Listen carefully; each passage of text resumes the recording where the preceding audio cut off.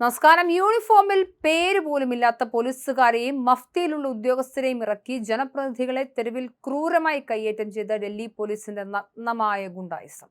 പ്രധാനമന്ത്രി നരേന്ദ്രമോദിയുടെ വസതിയിലേക്ക് കോൺഗ്രസ് നടത്തിയ പ്രതിഷേധ മാർച്ചിനു നേരെ ഡൽഹി പോലീസും റാപ്പിഡ് ആക്ഷൻ ഫോഴ്സും ചേർന്ന് അഴിച്ചുവിട്ടത് സമാനതകളില്ലാത്ത കടുത്ത ബലപ്രയോഗം. പേര് വിവരങ്ങൾ വ്യക്തമാക്കുന്ന നെയിം ബോർഡ് പോലും വയ്ക്കാതെ എത്തിയ പോലീസുകാരും മഫ്തിയിലെത്തിയ ഉദ്യോഗസ്ഥരുമാണ് കോൺഗ്രസിന്റെ മുതിർന്ന നേതാക്കൾക്കും എംപിമാർക്കും നേരെ ആക്രമണം അഴിച്ചുവിട്ടത്.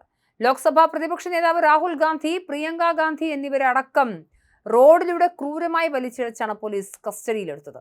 എംപിമാരായ കെ.സി. വേണുഗോപാൽ, ഹൈബി ഈഡൻ, ജീൻ കുര്യാക്കോസ് തുടങ്ങിയ മുൻനിര നേതാക്കളെയെല്ലാം ക്രൂരമായി മർദ്ദിക്കുകയും കസ്റ്റഡിയിലെടുക്കുകയും ചെയ്തു. ഹൈബി ഈഡൻ എംപിയെ നിലത്തിട്ട് വലിച്ചിഴച്ചാണ് പോലീസ് വാഹനത്തിലേക്ക് കയറ്റിയത്. ജനപ്രതിനിധികൾക്കെതിരെ പോലീസ് കാണിച്ച ഈ ക്രൂരതയ്ക്കെതിരെ രാജ്യത്തുടനീളം കനത്ത പ്രതിഷേധമാണ് ഇരമ്പുന്നത്. CJP നടത്തിയ പാർലമെന്റ് മാർച്ചിൽ പോലീസ് നടത്തിയ ക്രൂരമായ ലാത്തിച്ചാർജിൽ പ്രതിഷേധിച്ച് പ്രധാനമന്ത്രിയുടെയും ആഭ്യന്തരമന്ത്രിയുടെയും രാജി ആവശ്യപ്പെട്ടായിരുന്നു കോൺഗ്രസിന്റെ സമരം.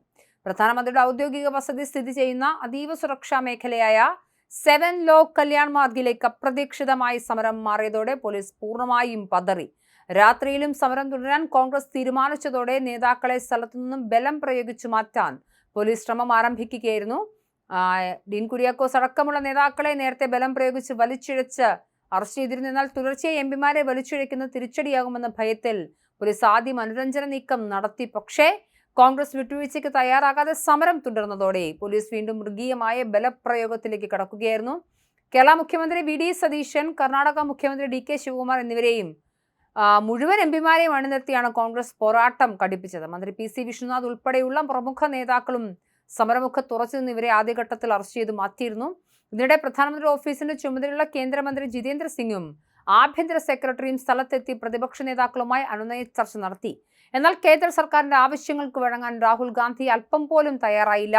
തുടർന്നാണ് കേന്ദ്ര ആഭ്യന്തരമന്ത്രി അമിത്ഷായുടെ നേരിട്ടുള്ള നിർദ്ദേശപ്രകാരം റാപ്പിഡ് ആക്ഷൻ ഫോഴ്സ് അടക്കമുള്ള വൻ പോലീസ് സംഘം ഇരച്ചെത്തിയ ആക്രമണം അഴിച്ചുവിട്ടത്. കോൺഗ്രസ് അധ്യക്ഷൻ മല്ലികാർജ്ജുൻ ഖർഗെയുടെ പിറന്നാൾ ദിനത്തിൽ പ്രധാനമന്ത്രിയുടെ വസതി സ്ഥിതി ചെയ്യുന്ന 7 ലോക് കല്യാൺ മാർഗിനെ പൂർണ്ണമായും നിശ്ചലമാക്കിയുള്ള അപ്രതീക്ഷിത ഉപരോധം കേന്ദ്ര സർക്കാരിനെയും ഡൽഹി പോലീസിനെ ഒരുപോലെ ഞെട്ടിച്ച സംഭവമായിരുന്നു.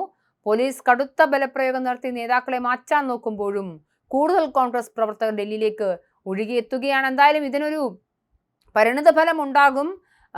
രാജ്യത്തെ പ്രധാനപ്പെട്ട നേതാക്കളെയാണ് പോലീസ് അറസ്റ്റ് ചെയ്തിരിക്കുന്നത്. സ്വാഭാവികമായും നിരവധി ആളുകളാണ് കഴിഞ്ഞ കുറച്ചധികം ദിവസങ്ങളായി ഡൽഹിയിലേക്ക് എത്തുന്നത്. എന്തായാലും കോൺഗ്രസും ഇന്ത്യ സഖ്യവും CJPയുടെ സമരത്തിന് ഐക്യദാർഢ്യവുമായി എത്തിയ സാഹചര്യത്തിൽ ഇനിയും ആളുകൾ ഡൽഹിയിലേക്ക് എത്തുമെന്ന് തന്നെയാണ് മനസ്സിലാക്കേണ്ടത്. എന്തായാലും പോലീസിന്റെ അതിക്രമത്തിന് മുന്നിൽ വഴങ്ങില്ലെന്നും അനാവശ്യമായി കയ്യേറ്റം ചെയ്ത പോലീസുകാർക്കെതിരെയും കേന്ദ്രത്തിനെതിരെയും സമരം കൂടുതൽ ശക്തമായി തുടരുമെന്ന നിലപാടിലാണ് കോൺഗ്രസ് നേതൃത്വം.